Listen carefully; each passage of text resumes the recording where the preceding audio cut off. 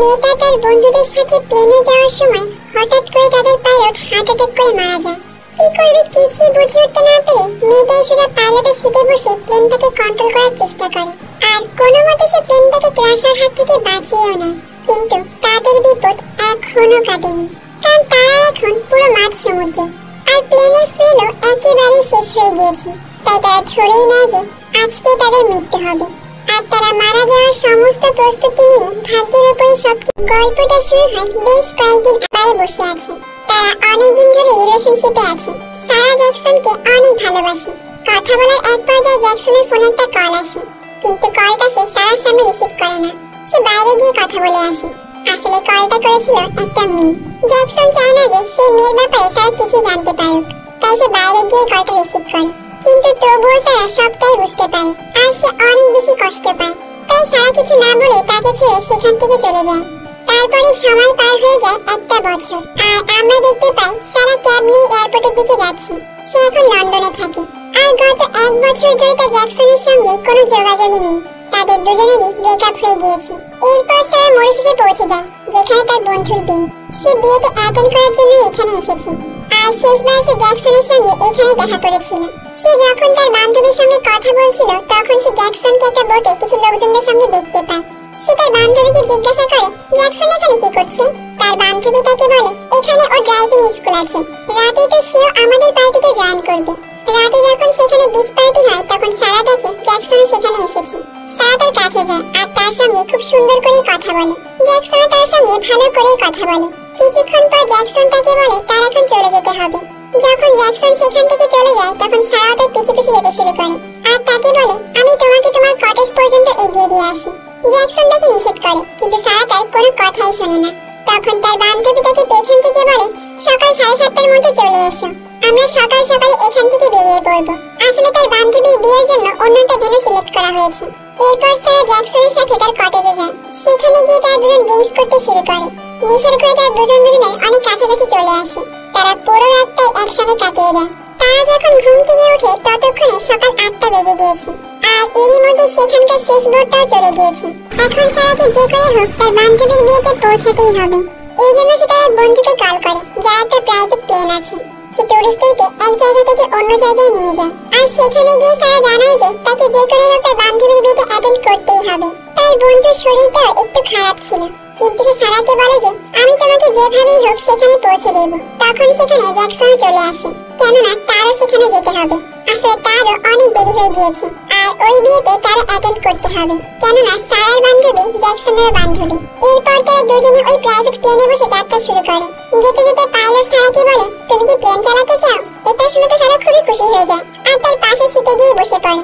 তারপর সে সারাকে বোঝাতে শুরু করে কিভাবে কি করে প্লেন চালাতে হয়, কিন্তু আস্তে আস্তে শরীরটা আরো খারাপ হতে শুরু করে। একটা পর্যায়ে তার হার্ট অ্যাটাক হয়ে যায় আর তার মৃত্যু সেখানেই ঘটে। সারা তার বন্ধু এই অবস্থা দেখে খুবই ভয় পেয়ে যায়। সে জ্যাকসনকে বলে তুমি একটু দেখো না ওর কি হয়েছে। জ্যাকসন তাকে চেক করে। এদিকে এসবের কারণে প্লেন নিচের দিকে পড়তে শুরু করে, ফলে পেছনে যেসব জিনিসপত্র ছিল সেগুলো সামনের দিকে এসে পড়তে থাকে। এদিকে একটা সিলিন্ডার এসে প্লেনের কম্পাসের উপর পড়ে যায়, ফলে কম্পাসটাও ভেঙে যায়।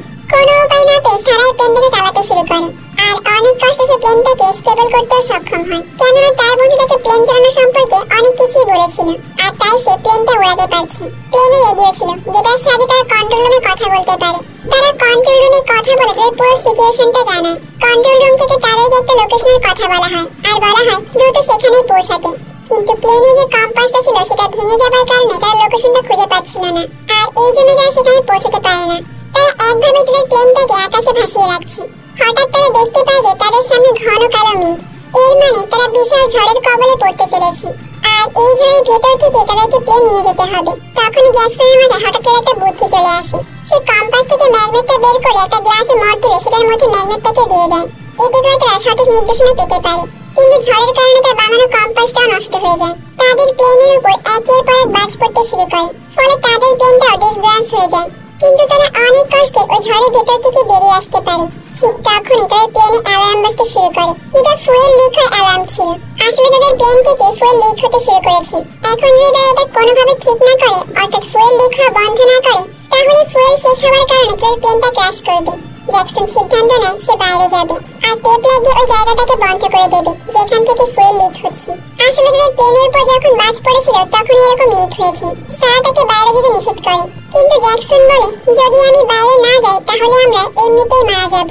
এই কথা বলে সে তার কোমরে একটা দড়ি বাঁধে। দড়ির অপর অংশটা প্লেনের সঙ্গেই বেঁধে দেয়। তারপর সে ধীরে ধীরে বাইরে যায় আর সে লিক হওয়া জায়গায় টেপ লাগানোর চেষ্টা করে। অনেক চেষ্টা করার পর সে ওখানে টেপ লাগাতে সক্ষম হয়, ফলে ফুয়েল লিক হওয়া বন্ধ হয়ে যায়। কিন্তু যখন সে ভেতরে আসতে যাবে ঠিক তখনই তার হাতটা স্লিপ করে, ফলে সে প্লেন থেকে পড়ে যেতে শুরু করে। এদিকে এটা দেখতে পেয়ে সারা অনেক ভয় পেয়ে যায়। সে প্লেনটাকে অটো মোডে দিয়ে পেছনে নিয়ে যায় আর অনেক চেষ্টার মাধ্যমে সে জ্যাকসনকে উপরে উঠাতে সক্ষম হয়। কিন্তু যখন জ্যাকসনের হাত স্লিপ করে তখন সে তার হাতে অনেক ব্যথা পায় আর তার হাতে প্রচন্ড ব্যথা হতে শুরু করে। কিন্তু তবুও সে ওই জায়গাটা বন্ধ করতে পেরেছে যেখান থেকে ফুয়েল লিক হচ্ছিল। কিন্তু যখন তার ফুয়েল ট্যাঙ্ক চেক করে তখন দেখতে পায় যে ফুয়েল অনেক কম আছে, আর এর মানে হলো প্লেনের ফুয়েল শেষ হতে চলেছে। তারা যদি এখন কিছু করতে না পারে তাহলে ফুয়েল শেষ হওয়ার কারণে তাদের প্লেনটা সেখানেই ক্র্যাশ করবে। তাই তারা সিদ্ধান্ত নেয় যে তাদের প্লেন যত জিনিসপত্র আছে সবকিছু তারা ফেলে দেবে, তাহলে প্লেনের লোড অনেক কম হয়ে যাবে। এই জন্য তারা সব জিনিসপত্র এক এক করে ফেলে দিতে শুরু করে। এমনকি সারা তার প্রিয় বন্ধু ডেভিডটাকে ফেলে দিতে বাধ্য হয়, কেননা যে কোনো কিছুর বিনিময়ে ওই প্লেনটাকে হালকা করতে হবে, যার ফলে কিছুটা হলেও তাদের ফুয়েল খরচ কম হবে। কিন্তু কিছুক্ষণ পরে ফুয়েলের ট্যাঙ্কে ফুয়েল অনেক কম দেখায়। যদি ফুয়েল শেষ হওয়ার আগে তারা ল্যান্ডিং স্পেস না খুঁজে পায় তাহলে প্লেনটা ক্র্যাশ হয়ে তারা দুজন সেখানেই মারা যাবে। জ্যাকসন তখন সারাকে বলে, আমাদের কাছে মাত্র একটা উপায় খোলা আছে। আমাদের কাছে যে অ্যালকোহল আছে সেগুলো আমরা ফুয়েল ট্যাঙ্কে ঢেলে দিয়ে আমরা ফুয়েল খরচ কমাতে পারি। সারার কাছে ওই আইডিয়াটা পছন্দ হয়, কিন্তু অ্যালকোহল ফুয়েল ট্যাঙ্কে দেওয়ার জন্য আরো একবার বাইরে যেতে হবে। জ্যাকসন তাকে বলে, আমি বাইরে যাব। সারা তখন তাকে নিষেধ করে আর বলে, তোমার হাতে এমনি অনেক ব্যথা, তুমি চাইলেও বাইরে যেতে পারবে না, এই কাজটা আমাকেই করতে হবে। জ্যাকসন তাকে মানা করে ঠিকই, কিন্তু এছাড়া তাদের কাছে আর কোনো উপায় ছিল না। সারা নিজের জীবনের ঝুঁকি নিয়ে প্লেনের বাইরে যায় আর প্লেনের উপরে ওঠে, যেখান থেকে অ্যালকোহল ফুয়েল ট্যাঙ্কে ঢালা যাবে। অনেক কষ্ট করে সে অ্যালকোহল ফুয়েল ট্যাঙ্কে ঢালতে সক্ষম হয়, কিন্তু বাইরে বাতাসের বেগ বেশি হওয়ার কারণে সে স্লিপ করে যায়।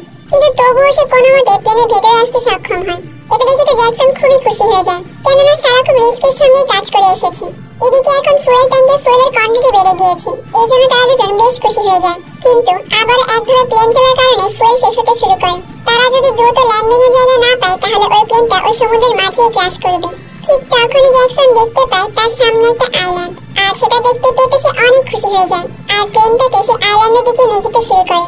কিন্তু যখন তারা সেখানে পৌঁছায় তখন দেখতে পায় সেখানে কোনো আইল্যান্ডই নেই, সেটা পুরোটাই ছিল পানির একটা রিফ্লেকশন, যাকে তারা উপর থেকে আইল্যান্ড ভেবেছিল। আর এটা দেখার পর তারা দুজন খুবই হতাশ হয়ে পড়ে। তারা ধরেই নেয় যে তাদের প্লেনটা এবারই ক্র্যাশ করবে। আর ঠিক তখনই তার নিচে আরেকটা আইল্যান্ড দেখতে পায়, আর এবার তারা আর পানির রিফ্লেকশন না, সত্যি সত্যি একটা আইল্যান্ড দেখতে পায়, কিন্তু সেটা তাদের থেকে একটু দূরে ছিল। তারা প্লেনটাকে আইল্যান্ডের দিকে নিয়ে যেতে শুরু করে, কিন্তু আইল্যান্ডের কাছে পৌঁছানোর আগে তাদের প্লেনের ফুয়েল শেষ হয়ে যায়, ফলে তাদের প্লেনটা পানির ভেতরেই ক্র্যাশ করে যায়। তারা দুজনেই প্লেনের ভিতর আটকা পড়ে। প্লেনটা আস্তে আস্তে পানির ভিতর ডুবে যেতে শুরু করে। এদিকে জ্যাকসন অজ্ঞান হয়ে গিয়েছে। সারা তার জ্ঞান ফেরানোর অনেক চেষ্টা করে, কিন্তু কোনোভাবেই জ্যাকসনের জ্ঞান ফেরে না। সারা বুঝতে পারে যে তাকে যে করেই হোক এখান থেকে বের হতে হবে, তাই সে প্লেনের দরজাটা খোলার চেষ্টা করে, কিন্তু পানির প্রেসারের কারণে সে দরজাটা কোনোভাবেই খুলতে পারে না। তবুও সে তার পুরো শরীরের শক্তি দিয়ে চেষ্টা করে দরজাটা খোলার জন্য, এবং তাতে সে সক্ষম হয়। এরপর সে জ্যাকসনকে বের করে তাকে লাইফ জ্যাকেট পরিয়ে উপরে নিয়ে চলে আসে, কিন্তু উপরে আসার পর সে দেখতে পায় জ্যাকসন তখনও নিচে। আসলে লাইফ জ্যাকেট পরানোর পরেও জ্যাকসন প্লেনেই আটকে ছিল।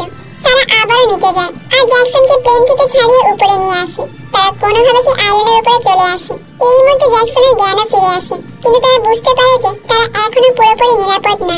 আসলে এটা কোনো আইল্যান্ডই না, বরং এটা এমন একটা জায়গা যেটা পানি সরে গেলে আইল্যান্ডের মধ্যে দেখা যায়, আর পানি যখন বেশি থাকে তখন সেটা পুরোপুরি ঢেকে যাবে, ফলে পানি বাড়ার সঙ্গে সঙ্গে তারা আবারও ডুবে যাবে। তারা বুঝে যায় যে তাদের মৃত্যু একেবারেই নিশ্চিত। এরপরে দেখা যায় আস্তে আস্তে পানির লেভেল বাড়তে শুরু করে, আর তাদের সেই জায়গাটা পানিতে পুরোপুরি ভরে যায়। তারা দুজন এখন পুরোপুরি পানির মধ্যে, ফলে তাদেরকে কেউ দেখতেও পারবে না। আর তার উপর আবার তাদের লাইফ জ্যাকেট মাত্র একটা, আর সেটাও জ্যাকসন পরে আছে। জ্যাকসন তখন তার মৃত্যুকে অ্যাকসেপ্ট করে নেয়। জ্যাকসন তাকে বলে, তুমি আমার লাইফ জ্যাকেটটা নিয়ে নাও, কিন্তু সারা এটাতে কোনোভাবেই রাজি হয় না।